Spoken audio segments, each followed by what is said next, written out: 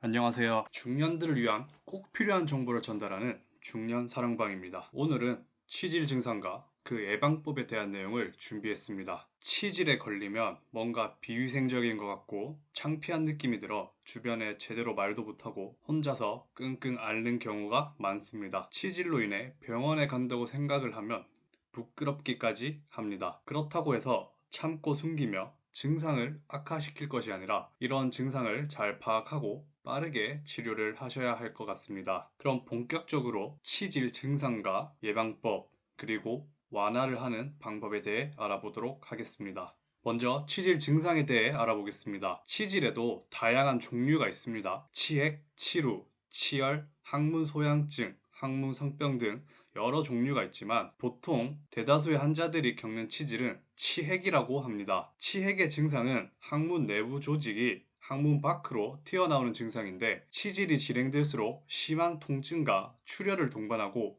남녀 구분 없이 발병할 수 있다고 합니다.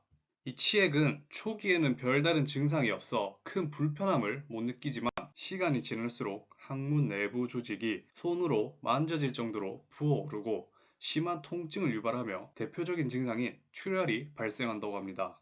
또한 변을 보고 나면 대장이 항문 밖으로 탈출하는 증상까지도 발생하는데 변을 보고 나서 자주 출혈이 발생하거나 장이 항문 밖으로 밀려 나오거나 가는 변을 보는 증상이 확인된다면 치질을 의심해 보셔야겠습니다. 간단하게 정리를 해보자면 뇌치액은 1기에서 4기로 나눌 수 있겠습니다. 뇌치액 1기의 경우 배변 시 별다른 증상이 없고 출혈이 나타나는 경우가 있습니다. 뇌치액 2기에는 배변 시 치액이 돌출되었다가 배변이 끝나면 저절로 회복합니다. 뇌치액 3기의 경우에는 배변 시 돌출된 치액이 저절로 들어가지 않고 손으로 밀어 넣어야지만 제자리로 돌아갑니다. 뇌치액 4기에는 배변 시 밖으로 빠져나온 치액을 손으로 밀어 넣어도 잘 들어가지 않을 뿐만 아니라 일상생활에도 돌출이 되어 있어 통증을 유발합니다. 간단하게 1기부터 4기까지의 증상을 알아보았는데요. 그러면은 이 치질이 왜 생기는지 치질의 원인에 대해 알아보도록 하겠습니다. 치질이 생기는 원인으로는 대부분 잘못된 배변 습관 때문에 발생한다고 합니다. 대변을 보는 행위 자체가 항문 주변 혈관을 매우 자극하는데 요즘 대부분의 사람들이 스마트폰을 보며 오랜 시간 변기에 앉아 있는 경우가 많습니다. 이렇게 되면 항문에 지속적으로 피가 쏠리게 되고 항문 주변 혈관이 커지게 됩니다. 이로 인해 치질을 발생시키게 되는 거죠. 또한 장 기능이 약해서 평소 설사나 변비에 자주 걸리는 사람들도 치액이 나타날 확률이 높다고 합니다. 변비에 걸리게 되면 아무래도 힘을 과도하게 오랫동안 주는 경향이 있는데 이로 인해 항문 혈관에 무리를 주게 됩니다.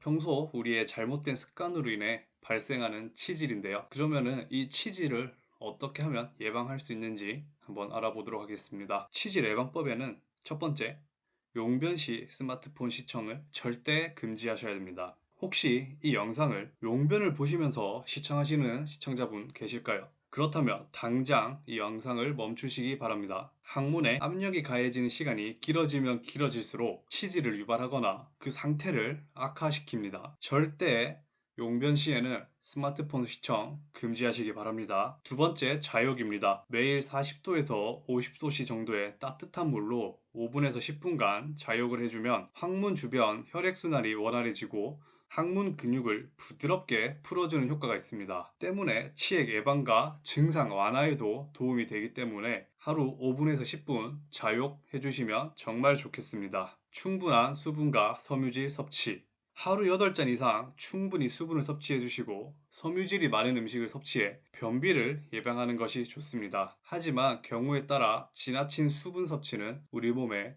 안 좋은 영향을 끼칠 수 있으니 자신의 건강 상태에 맞게 적당하고 충분한 수분을 섭취하시기 바랍니다. 비데를 이용하기. 용변 후 남아있는 대변 찌꺼기는 염증을 일으키는 주된 원인이 됩니다. 휴지로 닦는다고 해도 항문 틈 사이까지 꼼꼼하게 모두 닦아낼 수는 없어 비데를 사용해서 물로 씻어주는 것이 정말 좋겠습니다. 하지만 이 수압을 너무 세게 하시거나 많이 사용하게 되면 항문에 있는 기름샘, 조직 등을 망가뜨릴 수 있으니 주의하셔야겠습니다. 과유불급이라는 말이 있죠. 뭐든지 적당하게 하시는 것이 좋겠습니다. 치질 증상이 많이 심한 게 아니라면 가정에서 자가 치료하는 방법도 있는데요. 치질 자가 치료법에 대해 한번 알아보겠습니다. 먼저 식이요법이 있겠습니다. 섬유질과 물을 충분히 섭취하는 것이 가장 중요합니다. 식이섬유가 부족하게 되면 딱딱한 변을 만드는데, 이 딱딱한 변을 배변하게 되면 항문에 자극을 주고 배변 시간이 길어집니다.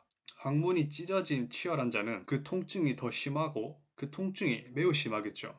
그렇기 때문에 식이요법을 필수적으로 하셔야겠습니다. 또한 기름진 음식은 변을 굳게 만들기 때문에 가급적 피하시기 바랍니다. 운동. 많은 사람들이 건강을 위해 조깅을 한다든지 헬스를 한다든지 수영을 한다든지 등등 다양한 운동을 하시는데요. 하지만 항문 주위 근육 운동을 하시는 분들은 많이 없으시죠? 항문 주위 근육을 움직이기 위해 운동을 해주시면 치질에 정말 좋습니다. 대표적인 운동법으로 항문을 조였다 풀었다 하는 케겔 운동이 많은 도움이 되는데요. 유튜브에 케겔 운동이라고 검색하시면 정말 많은 영상들이 있기 때문에 보시고 틈틈이 해주시면 좋겠습니다. 자욕. 대야에 40도에서 50도 정도의 온수를 떠놓고 5분에서 10분 정도 매일 자욕을 하시는 것이 좋습니다. 간혹 소금물이나 소독약을 넣으시는 분들이 계신데 그렇게까지 할 필요는 없으시고요. 물의 온도가 높을 경우 엉덩이 피부가 검게 변하는 증상이 나타날 수 있기 때문에 물의 온도를 너무 뜨겁지 않게 해주셔야겠습니다. 대야에 오랫동안 앉아 있는 게 불편하고 다리가 저리다 하시는 분들 계신데요. 요즘에는 변기 위에 놓고 사용할 수 있는 대야도 있기 때문에 조금만 검색해 보시면은 좋은 제품들 찾아보실 수 있습니다. 지금까지 치질의 증상과 원인, 예방법, 자가치료법에 대해 알아보았습니다. 지금까지 증상이 심하지 않을 경우에 할 수 있는 자가치료법에 대해 알아보았습니다. 물론 자가치료를 하는 것도 중요하지만 치질 증상이 의심되신다면 우선적으로 병원에 가셔서 정확한 진단을 받으시고 의사의 처방을 받으시는 게 가장 좋겠죠. 이번 시간에는 치질의 증상과 원인, 예방법, 자가치료법에 대해 알아보았습니다. 이 영상이 조금이나마 도움이 되셨을까요? 영상이 도움이 되셨다면 구독과 좋아요 꼭 한 번씩 부탁드리겠습니다. 채널을 운영하는데 큰 힘이 됩니다.